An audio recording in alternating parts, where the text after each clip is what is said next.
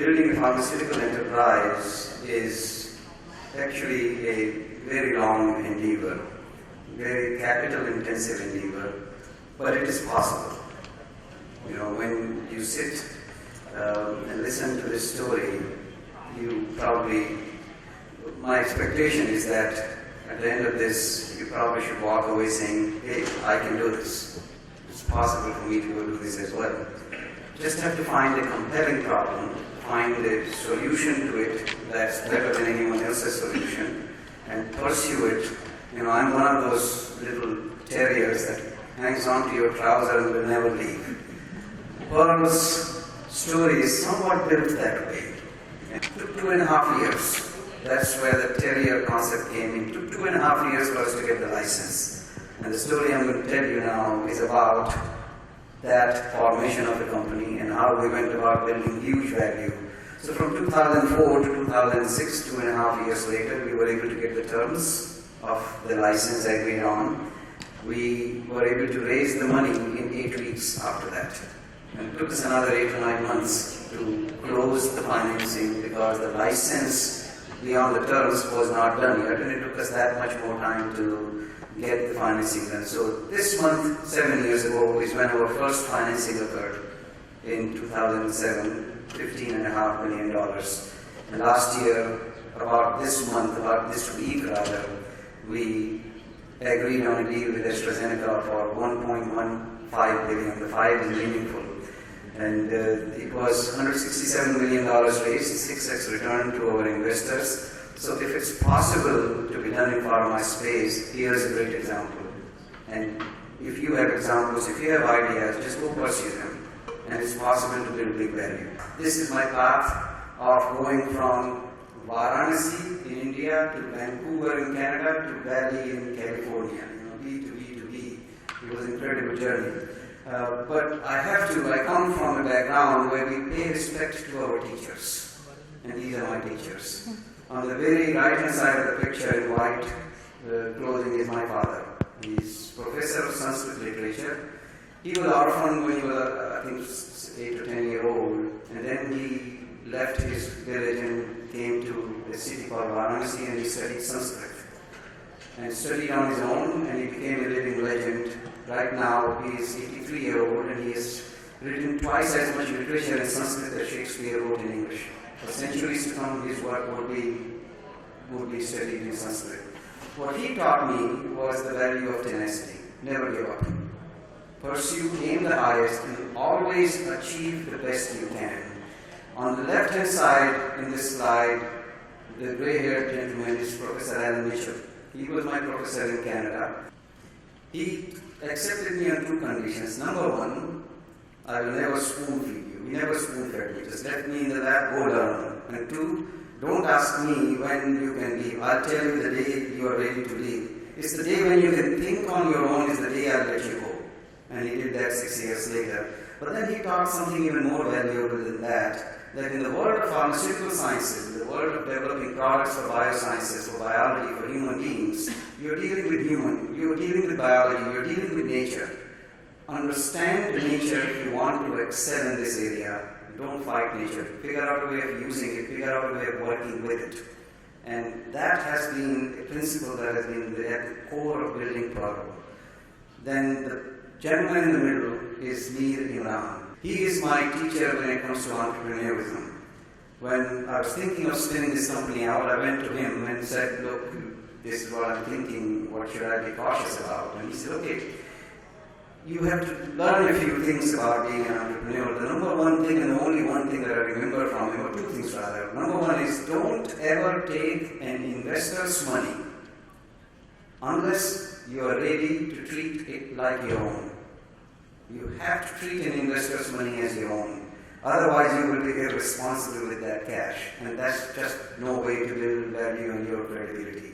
And the second principle he taught me was solve compelling clinical problems and wealth will be a side effect.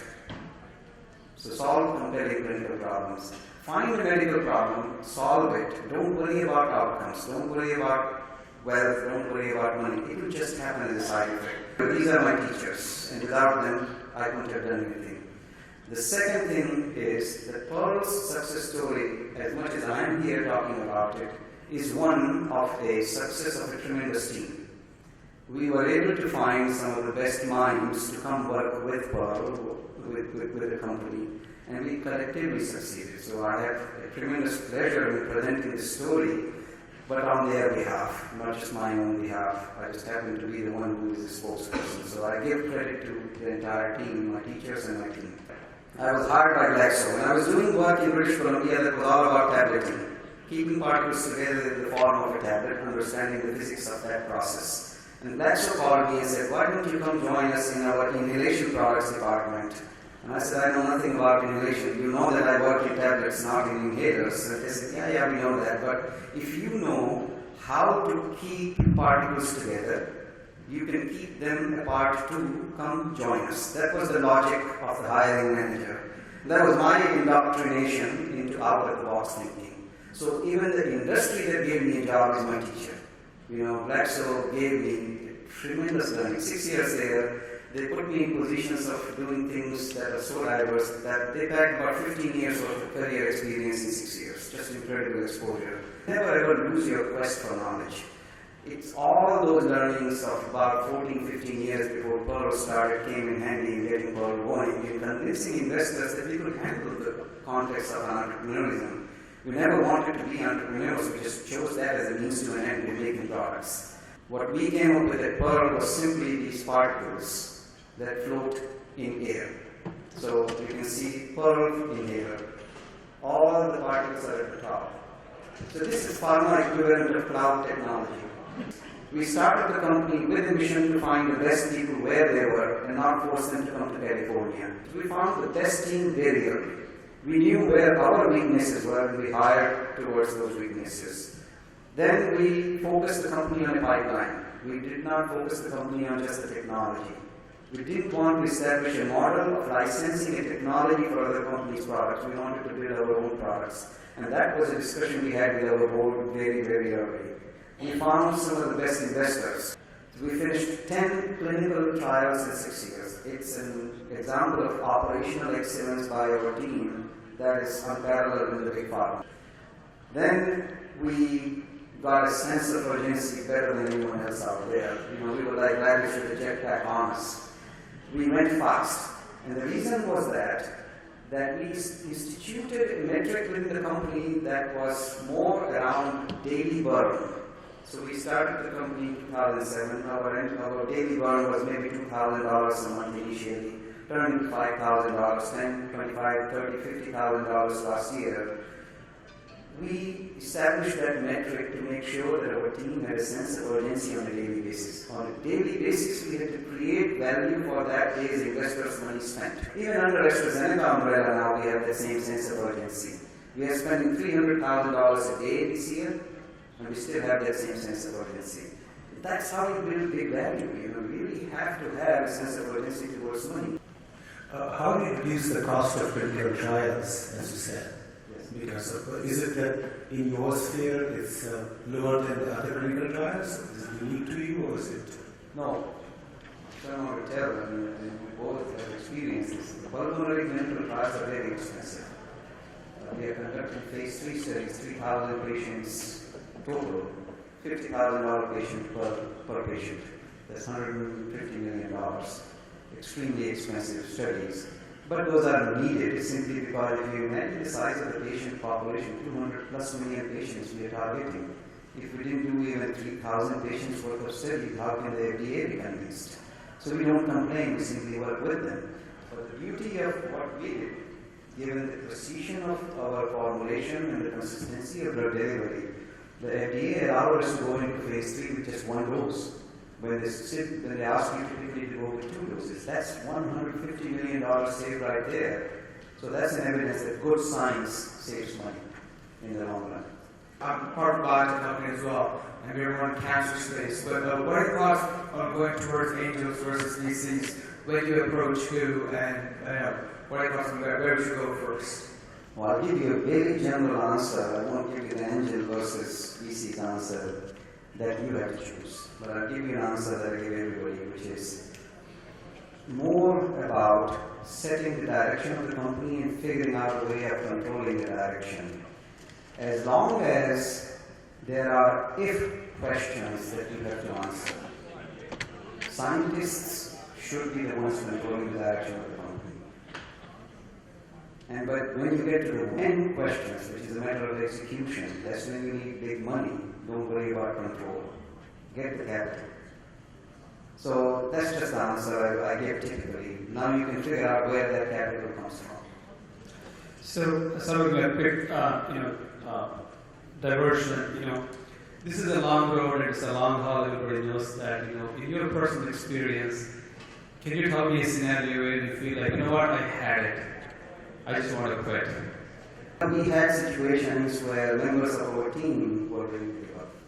When we had, so back in 2008, when we had just raised the money, the year before that, and we had spent $5 or $6 million, we found that the technology we had spun out of Nectar, which actually had the drug inside these particles, these low density particles, was not working.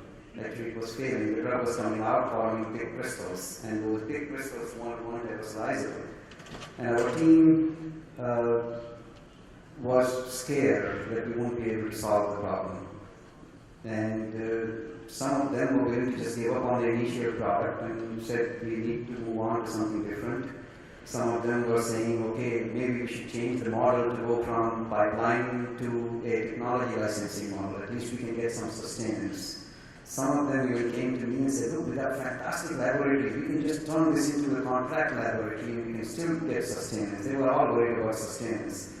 And, that's when we had some challenges, people challenges, as well as mission-related challenges. But that's where my professor's learning teachings came in, that, don't fight nature, use it.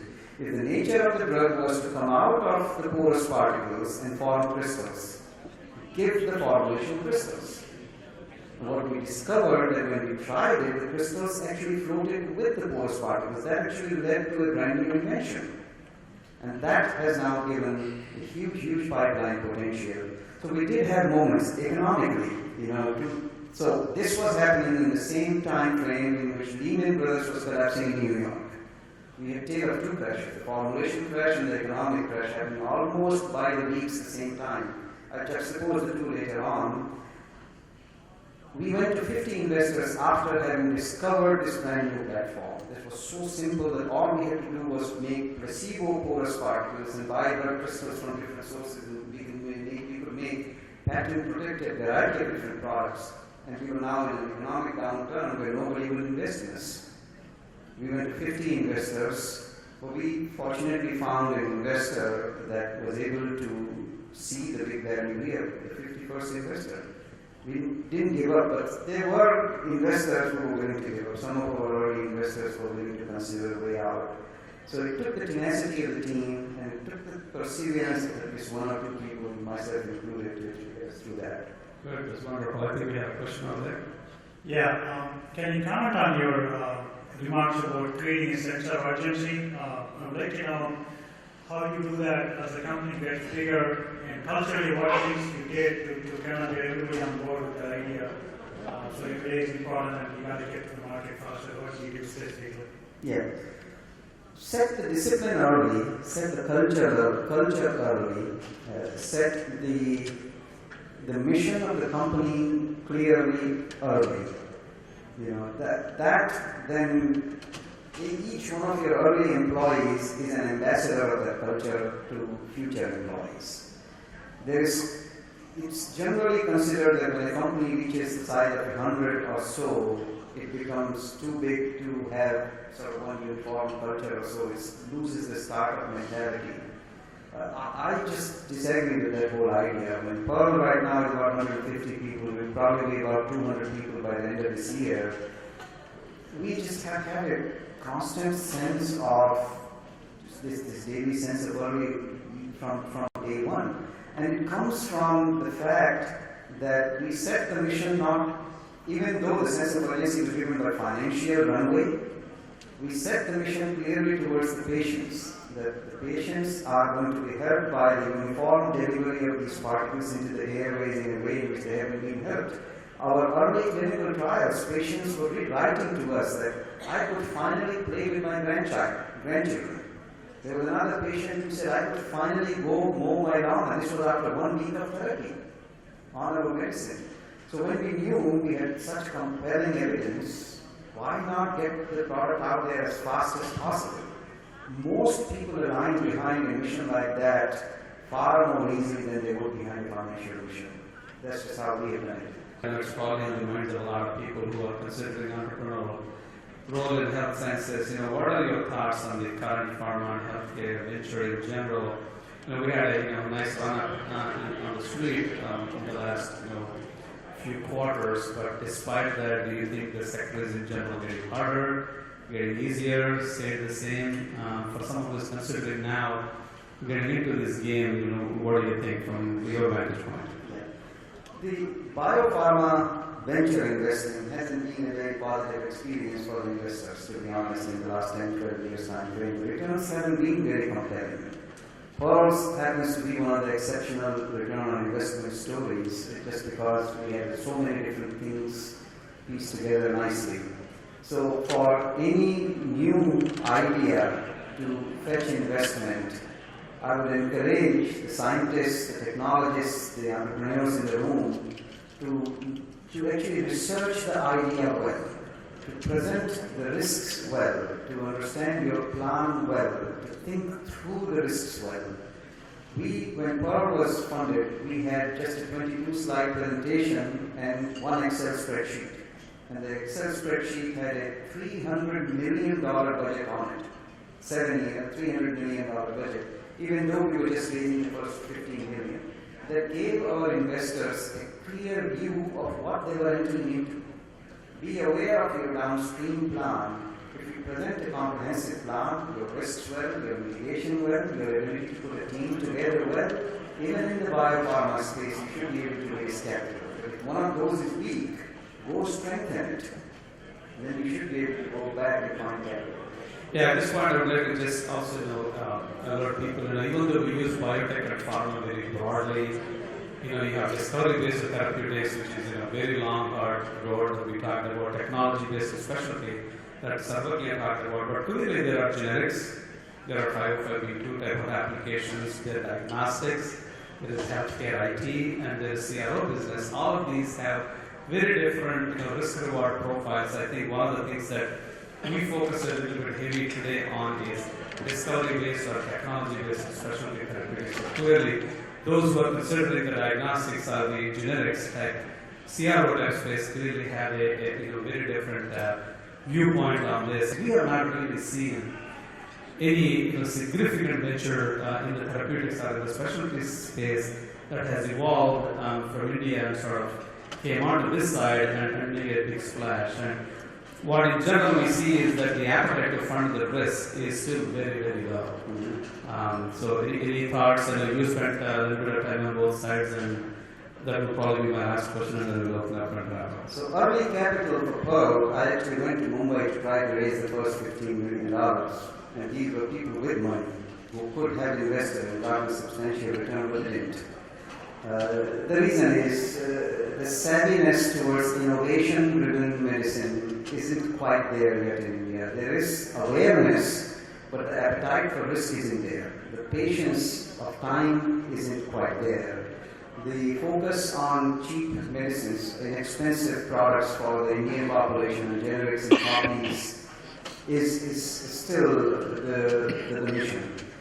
My humble opinion of the opportunity ahead of India is, look at the economy just there. There was a report from McKinsey that said that in India, in the next 10 years, the fraction of population that will have close to, say, roughly $16,000 per annum of discretionary income would be more or less 300 million in number. That's bigger than the US population. It's this massive purchasing power. And with that, the pharma industry in India has a huge opportunity facing itself right there in India. I believe that in India, the medicines should be developed by Indians, for Indians, at Indian prices, but at global quality. And those medicines would be doing business worldwide. This whole affordable care context in the US would be a tremendous target for those. And I mean, when I say pharma or biopharma vertical, I mean every single ingredient, raw material, packaging material, components. You don't have to go for finished goods. You can actually make single components and do it better than anyone else out there and create massive value for yourself and your investors. That's the kind of opportunity that's facing India, not just in the discovery space. Great. Again, thank you. We covered a lot of note, and again, thank you very much for your patiently listening to it.